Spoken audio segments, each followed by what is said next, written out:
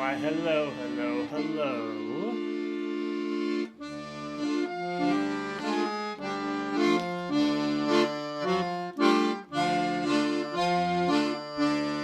Die, collisionist, aka Robert Florence, or Robert Florence, aka collisionist. It's all one and the same, and I'm back with the inner musings. The second part of spiritual narcissism.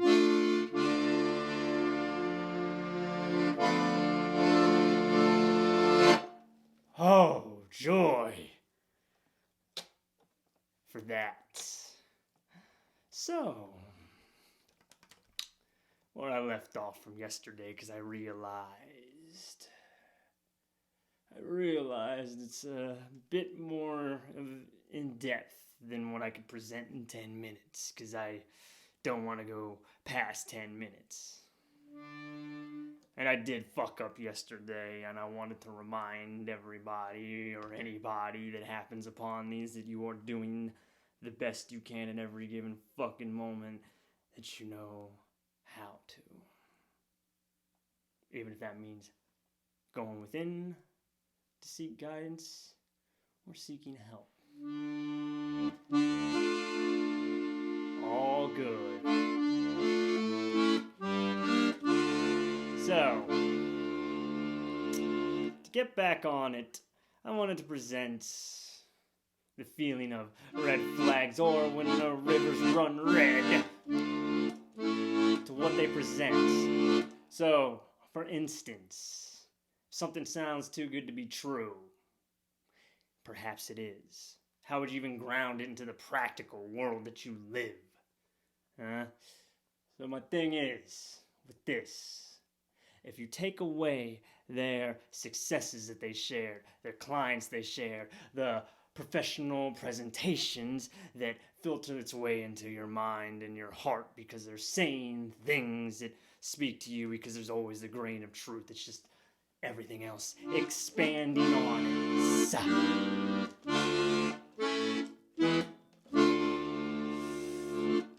If you were to take that all away and you come across a person, you know, on the street, for instance, or just anywhere in general, and they start speaking to you with terminology that they present in those videos, you know. And I'm not going to repeat it, you know what I'm talking about if you went under those quote-unquote spiritual sites with the coaching and the mentoring. Would you believe them if they didn't have the website, if they didn't have the credentials, if they didn't have the backing of it all? Because when you dive into those things, you realize they have mentors who are also mentors that have mentors and mentees that do the same goddamn thing. So, how?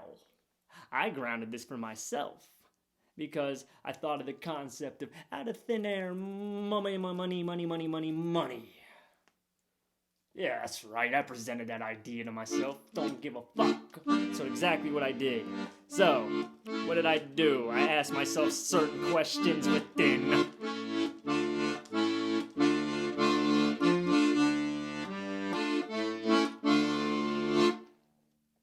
How could I possibly get money such as that without being a fucking coach? Because that does not resonate with me. I just felt like they all end up repeating what the last person said anyway. But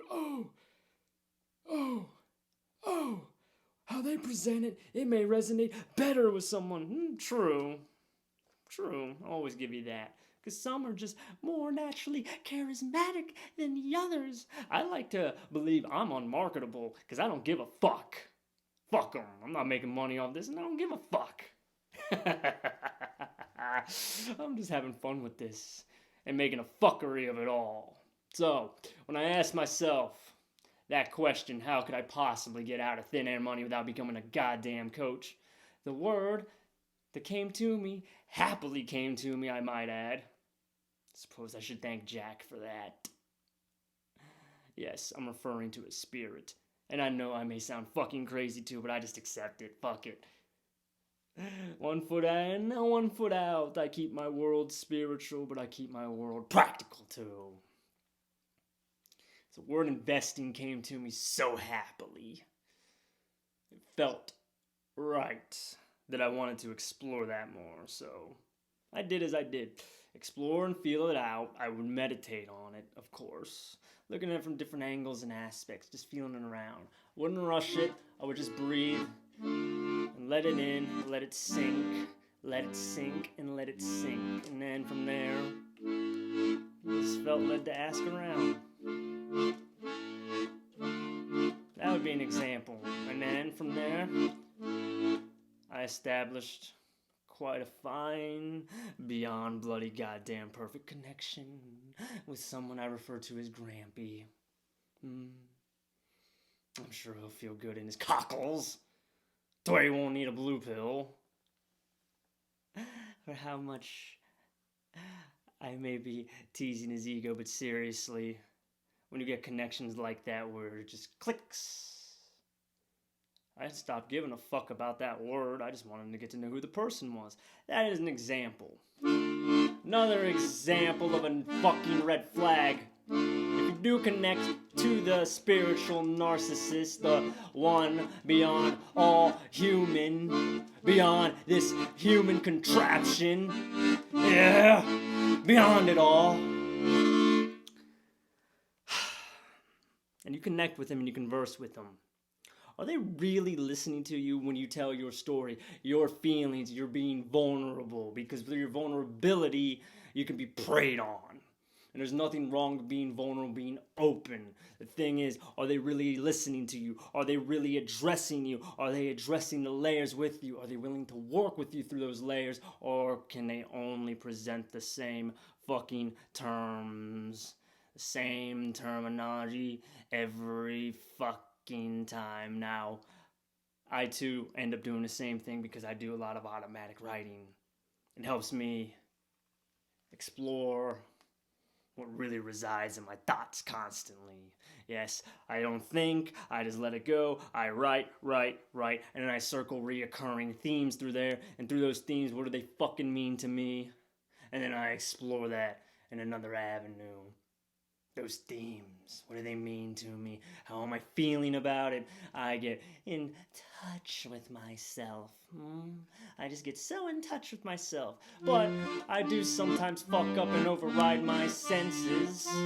So it leads to some humbling experiences, especially when the trickery happens. Their hand's not in my back pocket getting my wallet, no. Their hand is literally up my fucking ass gripping my heart. Yeah, at least they're touching my G-spot.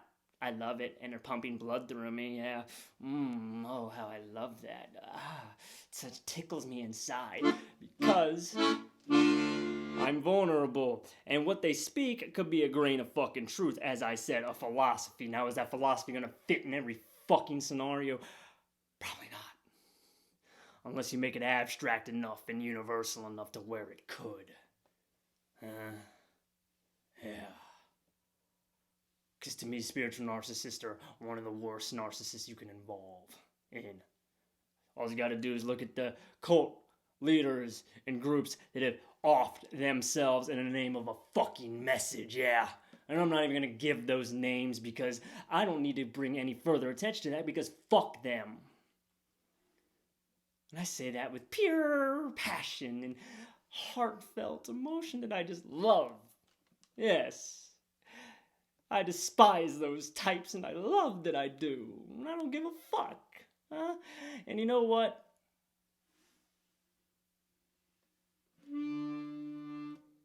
At the end of the day, we're always making our own decisions, but is it right for you? Can you make it practical? Can you prove it fucking works? That's the thing.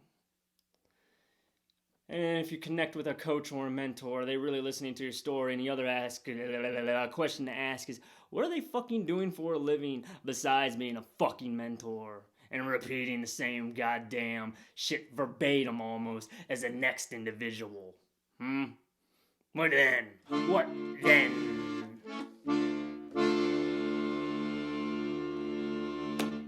Yeah, that's what I go with. And I always personally ask myself a question too when I feel lost, and I meditate and explore on it, because there's nothing wrong with that. And then from there I'm led to whatever. Always allowing, learning, and listening, and putting my ego in fucking check. Now, of course, those types will tell me, if I see those negative qualities like I do, as I am now, then that means that's just me. Well, okay, so fucking be it. If you're being affected by me and responding to me, then that means you are me also. Ain't that a bitch? That's a fucking paradox now, isn't it? So I guess if you're paying attention to me, that's really you saying some shit. Yay. Love.